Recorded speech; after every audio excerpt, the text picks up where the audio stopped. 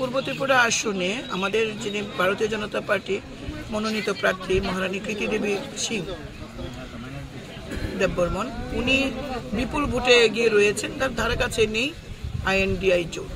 যত অপপ্রচারই করুক না কেন, এই রাজ্যের শুভবুদ্ধি সম্পন্ন মানুষ তারা দেখেছেন ভারতীয় জনতা পার্টি, দেশের প্রধানমন্ত্রী নরেন্দ্র মোদী গরিব কল্যাণে মানুষের জন্য কী কী কাজ করছেন, এই দেশের যুবক, কৃষক, মহিলাদের উন্নয়নে কি কাজ করেছেন, আইএনডিআইদের কি ছিল এজেন্ডা, প্রধানমন্ত্রীর দৌড়, প্রধানমন্ত্রীর জন্য কম্পিটিশন, এর বাইরে তাদের কোনো ইস্যু নেই।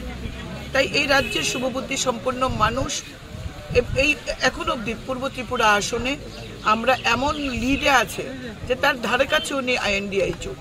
যেমন এখন অবধি 5th রাউন্ডে তেলিয়ামুড়া বিধানসভা কেন্দ্র প্রায় 18,000 ভোটে এগিয়ে রয়েছে। কৃষ্ণপুর বিধানসভাতে অলরেডি ভোট গণনা সম্পন্ন, যদিও ডিক্লেয়ার হয়নি।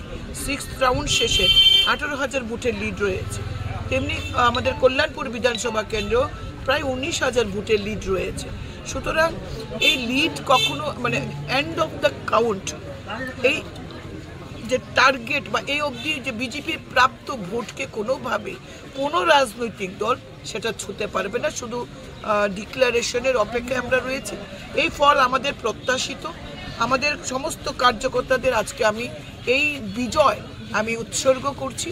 কার্যকর্তারা এত কাজ করেছে, সেই অগাস্ট মাস থেকে আমাদের শুরু হয়েছে হারঘর তিরঙ্গা,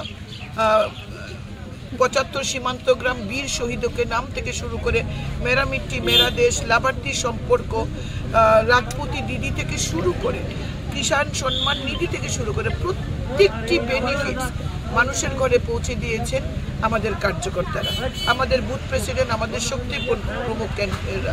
সুতরাং আজকের এই বিজয় আমি রাজ্যের মাননীয় সভাপতি, রাজ্যের মাননীয় মুখ্যমন্ত্রী, আমাদের জোটের যিনি চেয়ারম্যান আমাদের মহারাজা প্রদ্যুৎ কিশোর থেকে শুরু করে ভাজপার সমস্ত কার্যকর্তা এবং তীব্রমতার সমস্ত কার্যকর্তাকে আমি আন্তরিক ধন্যবাদ এবং কৃতজ্ঞতা জ্ঞাপন করছি।